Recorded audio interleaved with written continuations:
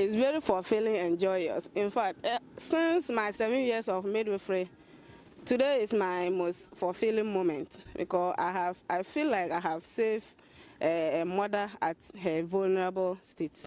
Adam Fatimata recounted what transpired in this 9 seconds amateur viral video taken inside a war-bound fast-moving Sion bus. At first, I was even panicking. I have been working in midwifery for 7 years, but when I encountered that case like that, I was panicking because I even didn't have protective garments to protect myself, like gloves and other things. But I had to use my bare hands to collect baby. I couldn't just sit and watch baby fall on the floor.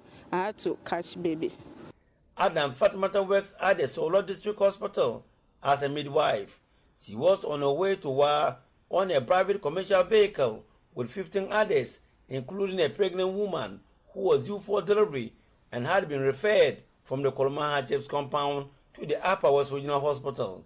The unnamed pregnant woman who joined the vehicle from Kolmaha in the Solatuna Calabar district began to complain of abdominal and back pains after traveling some handful of kilometers. On our way, we didn't reach Ponyentanga and she started pushing, and I had to deliver her in the car.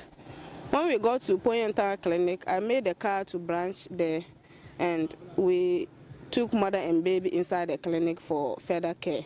Mind you, 1/3 of the 15 passengers on the bus were men, yet her privacy could just not have been thrown to the dogs. Seats were exchanged for a few of the women to come closer to form a human curtain to protect her privacy. To Has help anybody her look out. at you and they can say, oh, Mommy Ness, come and help, or you just got voluntarily?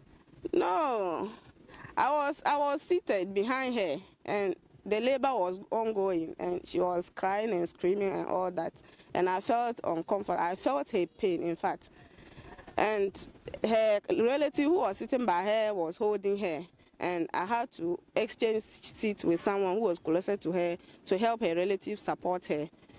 But I realized that the baby's head was coming, and there was nothing I could do than to just collect the baby with my bare hands. At that stage, was the vehicle moving or it has stopped? Yes, the vehicle kept on moving. In fact, the passengers were, I don't know whether to say they were afraid. Some people even kept handkerchiefs and closed their noses, I think because of smell and other things.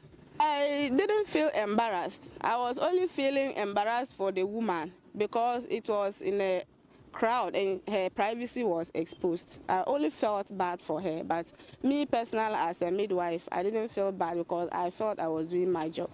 Adam Fatimata is happy that she's been able to save a life and has this message for colleague midwives. Midwives are their friends. We are here to save lives, both mothers and babies' lives. So we'll continue to save lives. Midwives save lives. Behind me is the Poyenta Health Center where the baby was born. We tried to speak to authorities here, but they declined.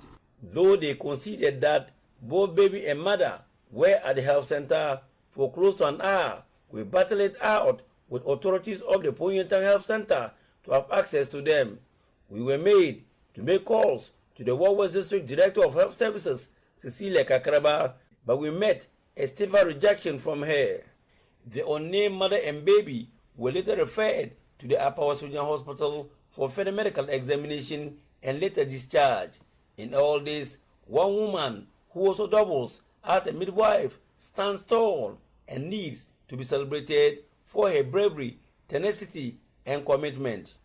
She has at least saved the country to add on to her statistics of another maternal death. Reporting for Joy News, Rafik Salam, Poyentanga.